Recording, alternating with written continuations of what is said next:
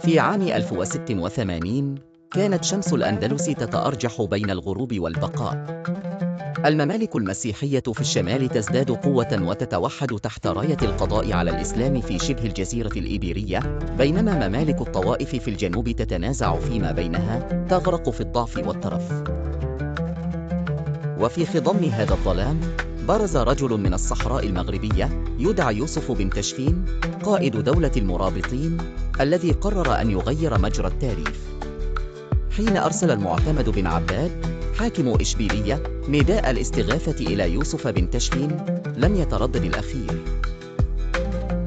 جاء النداء محملا بآمال أمة بأكملها، ولم يكن ابن تشفين رجلا يخذل أمته. عبر القائد الصحراء الكبرى بجيوش جرارة، رجال من الصحراء والجبال، قلوبهم مشتعلة بالإيمان وسيوفهم لا تعرف الهزيمة.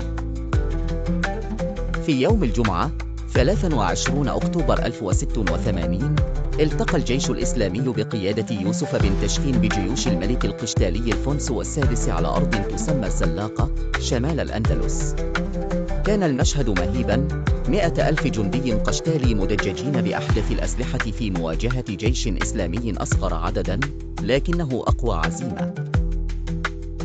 بدأت المعركة في الصباح، وكانت الشمس شاهدة على قتال شرس. تقدم القشتاليون بثقة، ظنين أنهم سيحصدون النصر بسهولة. لكن يوسف بن تشفين كان قد أعد خطة عبقرية جعل الجيش المرابطي يتراجع ظاهريا لجذب العدو نحو الفخ. وحين أشرقت شمس الظهيرة أمر ابن تشفين بانطلاق الفرسان من الأطراف في هجوم مباغت قلب موازين المعركة. احتدم القتال، وتلطخت أرض الزلاقة بدماء الأعداء. لم يكد الملك الفونسو يجد لنفسه مخرجا حتى انهارت خطوط جيشه. قتل الآلاف من جنوده، وفر هو بصعوبة جريحا ومدحورا ليعود إلى مملكته بخسارة لا تنسى. انتهت معركة الزلاقة بنصر ساحق للمسلمين. نصر حمل راية الإسلام عاليا وأبقى الأندلس صامدة أمام موجة الممالك المسيحية لسنوات طويلة.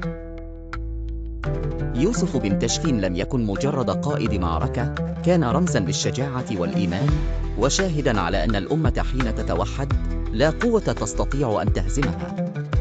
معركة الزلاقة ليست مجرد صفحة في كتاب التاريخ، بل هي رسالة لكل الأجيال أن الشجاعة واليقين بالله قادران على تحقيق المستحيل.